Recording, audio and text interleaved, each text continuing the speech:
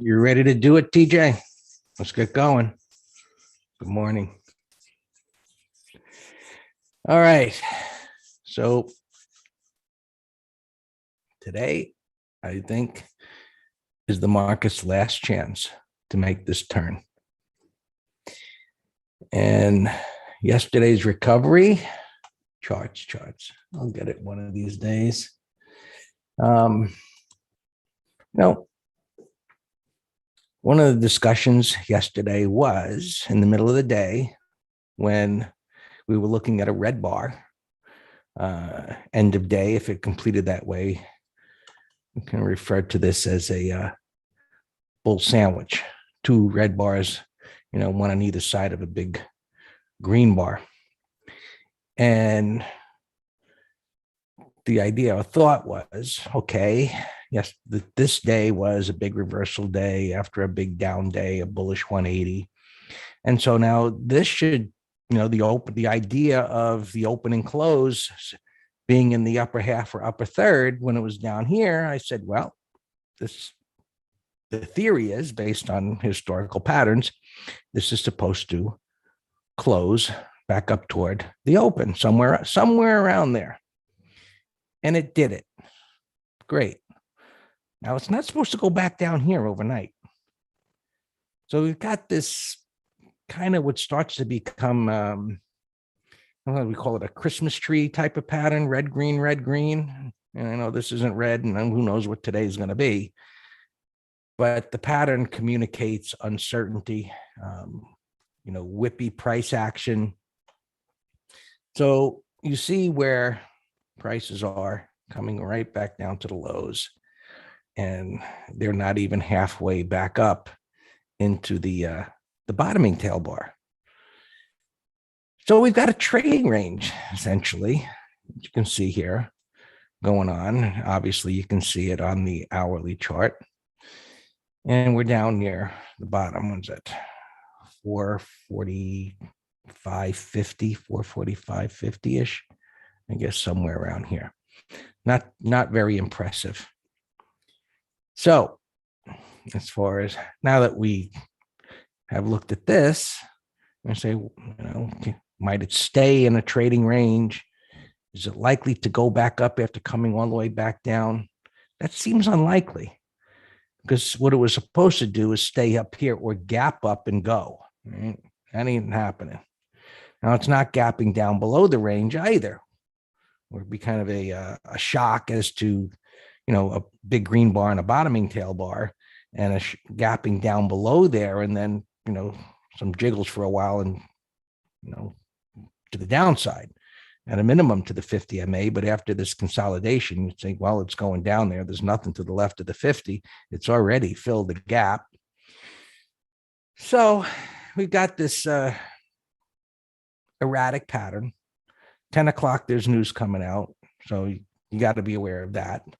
That could flip the market one way or the other. And then McGraw points out here, quad witching, which is to be expected with quad witching and FOMC next week.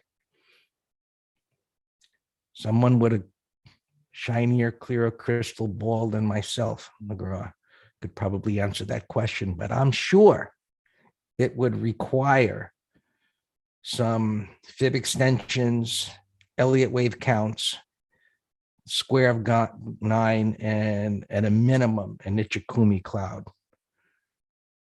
So the uncertainty we know is here just by, we see the price action. So give me 1 second. Yes, I was expecting something here. Take 1 second.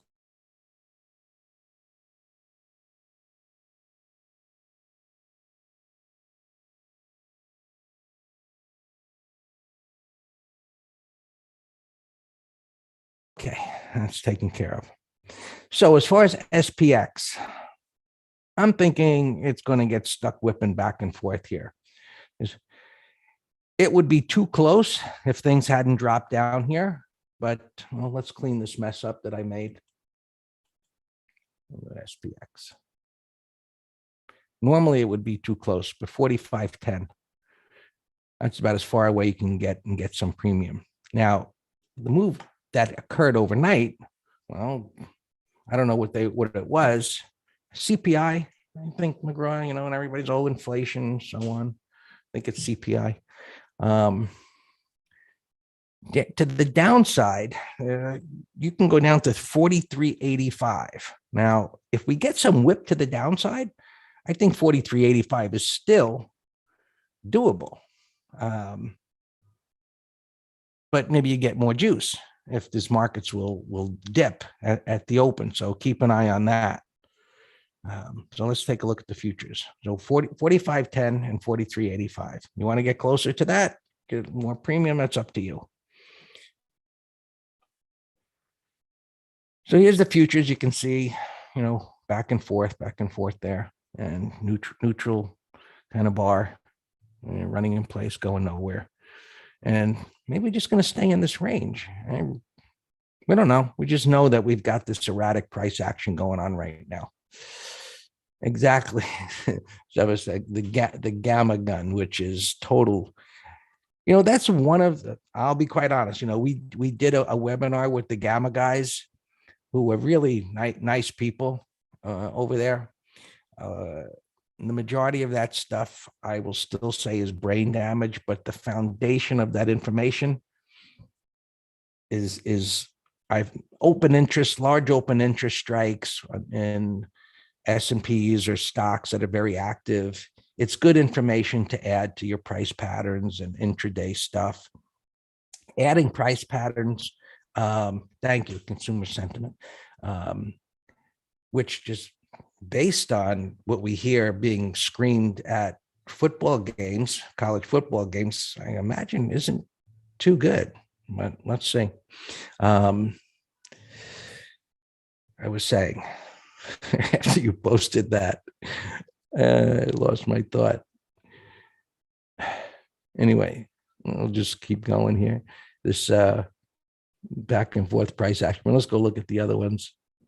I think that, those levels will be fine. Mentioned Qs are holding up better. They're jiggling around here, up at the top of the range, and backing off a bit where buyers should want to show up, but things are relatively tight. And with these kind of price patterns, it came down with relatively wide bars, but what you want to see on a pullback is things tighten up, meaning the ranges contract, kind of like tightening up the spring. The gamma guys, nice guys. Thank you, Joe. Nice guys. A lot of the stuff that they use, it's overwhelming as far as information overload and all of these crazy charts and all that. But the basic stuff of just looking at strikes with very large open interest versus the ones around it, it's good information. So, but without a chart, you're going to get lost in all of that anyway. So tightening up here looks okay. It's been just flailing back and forth here for a while. It does have a void up there. Russell, just a mess. It's tightening up, but news at 10 o'clock, quad witching. Maybe it's just better go play golf, go to the beach, go do something. I don't know. Let's see how it plays out. We'll be here in the green room trying to read the tea leaves and see what stocks are moving. There's still some good looking stuff out there for sure. Dow is just the Christmas tree. It's just a mess. And I'll tell you, one of the reasons I said, I posted it in YouTube, last chance, take it or leave it, because it's that kind of a pattern. This is where we're at. It's your last chance, take it or leave it, obviously to drive it to the upside, because after something comes down to support and it starts whipping back and forth, you've got a certain amount of time to get it turned around. Otherwise, buyers down here start getting nervous and they start hitting the bid when it goes down. And then those that are bearish, they're going to hit it. And of course, I'm going to think to sell because it couldn't go up. Right? And that Bitcoin, not happy this morning, kind of whippy pattern. Here's Bitcoin itself, recovering, still in the bottom half of the range. I don't know, kind of uncertain there. Oil, taking a little dip, nothing too significant. Gold, nasty. It's got to go down to the bottom of the range. Miracle recovery, I don't know. No, I'd have to see something to think that. Right now it just looks like, power drop lower, and it should go lower. Just a big day where things just tighten up for a little while. There's an option probability method calculation with path integrals and theoretical physics. I'm surprised somebody isn't using that in the markets already. Hey, look, I've been around for a long time. People gravitate toward complex. They think that's the way the markets are. That's the truth, And years ago at one of these traders expos that I used to go to, and a big crowd around this guy. He's not in business anymore, and he's talking this complex stuff, and I think some guy that was one of the running at the expo, and he's like, "What do you think about what he's saying?" I say, people are impressed by complex, and they think that's the way the markets, what you have to do to be in the markets, but it's not. And people hear me say, just look to the left. And I'm like, really? Yeah, really. Yeah, you see it enough times. And I reinforce what we teach every single day. I use it and I question it, because you got to be objective. Why did prices turn at a certain point? You look to the left, and there it is. Every time. All right. Maybe a breakdown bar failure. Right? Break under the lows, inside bar, took it out. Let's see if these transports, right? They're also last chance, take it or leave it, down here at the lows. Or this market just might be in for, the next drop into September. And if we do get that drop into the end of the month, I fully expect that there will be a rally, because that's the historical pattern. It will rally up into October, the beginning of it, and then there will be the next drop, which, hey, if it all plays out that way, it's going to set up a fantastic buying opportunity. But we're a long way from there at this point. So, all right, guys, that's it. So far, it looks like chop so far. And I'll stay out of the frog in the blender pattern today. Wait for some kind of maybe it drops back down here and we get some bottoming price action, or it comes up here and some topping price action. But, that 10 o'clock number might get things whipping back and forth. All yours, Dan.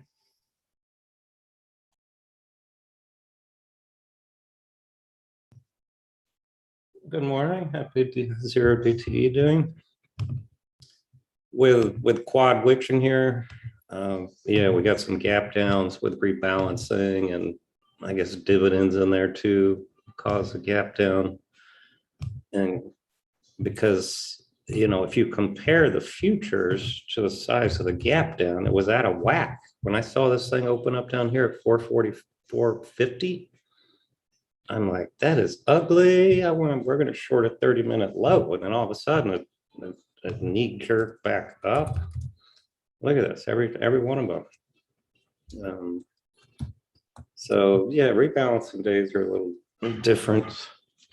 But we added a lot of trades yesterday to both letters, and everything looks fine. We got a bunch of zero DTEs expiring today. I'll obviously be on the lookout for new zero DTE trades. Oh, I posted this. Let me give it to you. There's a ton of put spread ideas out here. Fang. Add Fang to that. That looks fantastic. Put that in a window. Nice gap breakout, both for directional and put spread. Fiven is another one here. Nice gap up here. It's gap and resistance, but nice turn here, higher low. So that put spread. Yeah, Rod, that's what I was saying too. That causes the gap down because when they pay dividends, those stock drops by that amount. Piton is a put spread candidate, but based on retracement, it really needs to hold right here. You can set an alarm over this pivot right there. Then we'll look at it. Not many earnings at all, but I still have a couple gappers here. Logi, this was a great breakdown, great sell setup right there. Look at that textbook. That is what we call a sell setup. A rally and reversal at resistance. You got the 20, the 200. Now it's gapping down. I don't know. We can keep an eye and see if it's bottoming anytime soon. IRNT, 37 bucks, gapping down. This looks like a day trade toy. Probably the Reddit boys. J&J, probably nothing today, but let's see if it can make the turn here at the 200. Greg mentioned TJX yesterday, is similar. This one actually looks better at the 200, holding multiple levels of support. So that is interesting. This guy on CNBC, hedge fund guy or whatever, he was talking about a fundamental guy because he's like, oh, ADT is 40-50% undervalued. But I saw it rallying when he was talking about it. Had a beautiful pop there. Really no pattern. He also mentioned Manu, which did have earnings. Let's see what it does in 30 minutes. It broke out in higher low, possibly. He mentioned Madison Square Garden. I don't see any good pattern there. Fang, we just talked about. GDev.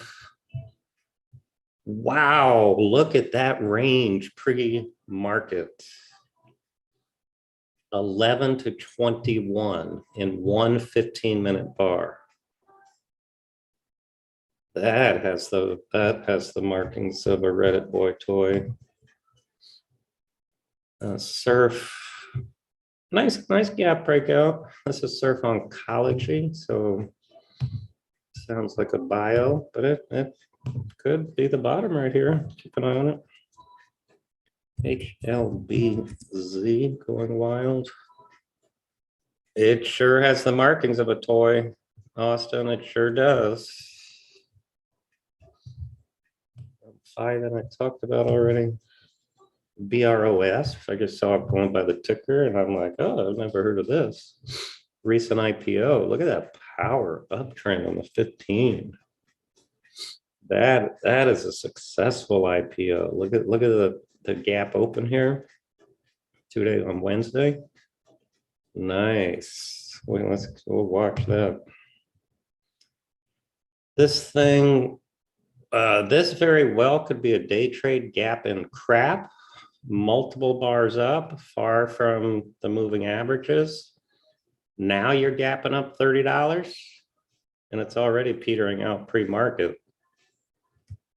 Let me put that in a window. BGNE. That's an old gap and crap. Carvana, we were trying to sell a put spread yesterday at a little price improvement. We did not get filled. And hey, Greg, interesting. I read in the journal of Carvana here that the founders or CEO's father sold 16% of his stake in Carvana and made $3.6 billion. 16% stake. That is a rich dude, father. ON, another recent IPO. Yeah, but that's, well, emphasis also, Robert, on 16%. All right, recent IPO, let's keep an eye on that. BLI, nice bottoming tail. That resistance, I don't know. Chacopo, Zulu, India.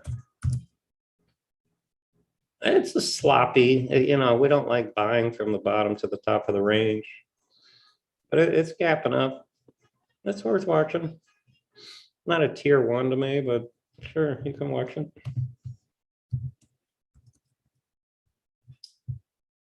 Where was that? ON, BLI. No, I don't like that one.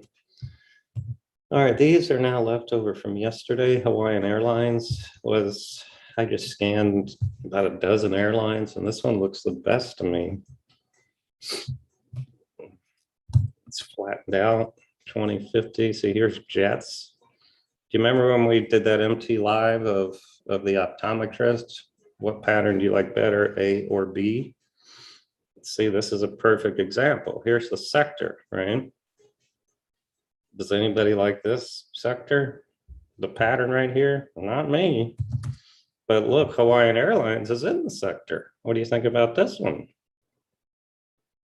See how we like, and we compare things when we talk about relative strength, we compare them to different things. We compare them to the sector, of course, the broader markets. We compare them to their cousins, as we say. So you look at Home Depot, I automatically look at Lowe's. You look at Cat, automatically look at Deere. McGraw looks at Winn-Dixie, and then he automatically looks at RCL. And that's because he says, well, damn, they got to eat food on the cruise ship. But McGraw is sometimes he's on his own page. T2 got a downgrade. Nasty weekly. That's a bear 1, 2, 3 breakdown. Weekly looks like it's coming to 140. So that's a short watch. IFF. They said something about numbers, but I don't see any gap. UAL. CNBC said they had a full outage, stoppage of all their business because of a computer problem. And isn't this interesting? Gap down, fill the gap, and I'm assuming that tail's real. So, they digested that bad news, but there's no pattern. I like Hawaiian Airlines better. 874. So we're capping under yesterday, or right to yesterday's low. So this McGraw, this would be a 30-minute low call spread candidate. 0 DTE would be the best, provided it's liquid, of course. Forge, another, look at this, another IPO. That's three recent IPOs that I found today. This one's actually for a new trade. This one might be good. 30-minute high. JR's asking about CPRT. Yeah, you missed your ideal entry. Wednesday was your ideal entry on the igniting. Look at this 15-minute high. See the 15-minute chart?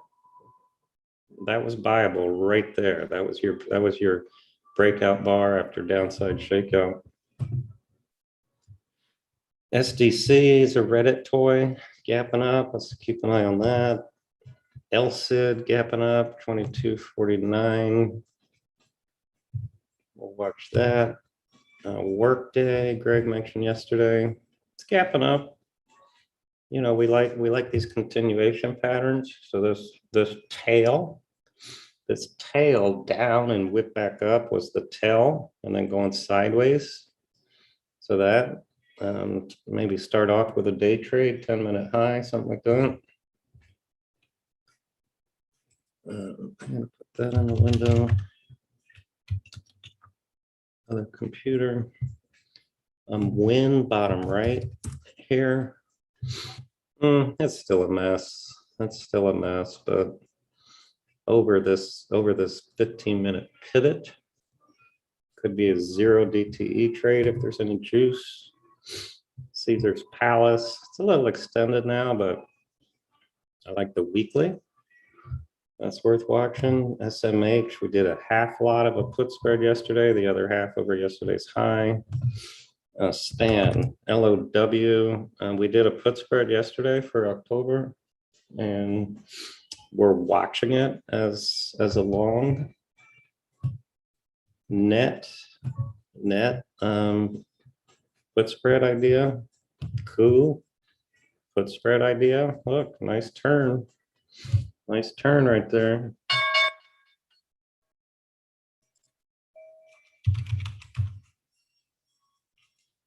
Square up alarm.